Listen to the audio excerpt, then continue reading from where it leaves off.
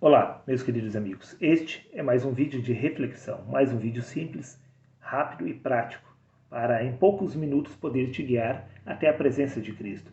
Veja o que consta no Evangelho de Mateus, capítulo 13, versículos 24 e 25, onde Jesus afirmou: O reino dos céus é semelhante a um homem que semeou boa semente no seu campo. Mas, dormindo o homem, veio o seu inimigo e semeou o joio no meio do trigo.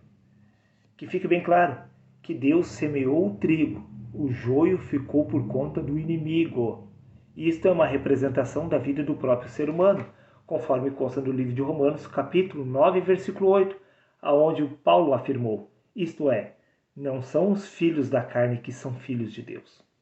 Ou seja, os filhos da carne são o joio, não tem nada a ver com o trigo. Se o ser humano não é o trigo, então ele não é filho de Deus, porque Deus plantou o trigo, não o joio. Veja o que consta no Evangelho de Mateus, capítulo 13, versículos 38. O campo é o mundo. Sim, este corpo, que é o pó da terra, é o campo. E a boa semente são os filhos do reino. O joio representa os que pertencem ao maligno. Veja bem. O Espírito de Deus está neste corpo, assim como o joio representado pelo ego, por esta mentalidade da carne. Ambos compartilham do mesmo corpo. Sim, ambos estão crescendo juntos, se desenvolvendo através deste corpo. Mas o único que é considerado filho de Deus é o Espírito de Cristo que se encontra nestes membros. Nada tem a ver com a personalidade humana, reconhecida por este ser como ego. Preste atenção, no livro de Romanos, capítulo 8, versículo 7 diz: porque a mentalidade da carne é inimiga do espírito. Esta mentalidade da carne se chama joio, é plantada, é proveniente do ego, que cresceu junto com o espírito. Mas não tem nada de espiritual, não tem parte com Deus, esta sua personalidade humana. Isto que você está tentando salvar foi predestinado a retornar ao pó da terra. Preste atenção, o que vai ser salvo nunca foi condenado. Então, se nunca foi condenado, não precisa ser salvo. Já o joio, sim, que é esta personalidade humana, isto foi condenado a ser queimado, à destruição. Então não adianta você clamar por salvação, porque não existe salvação para homens, senão para os filhos de Deus.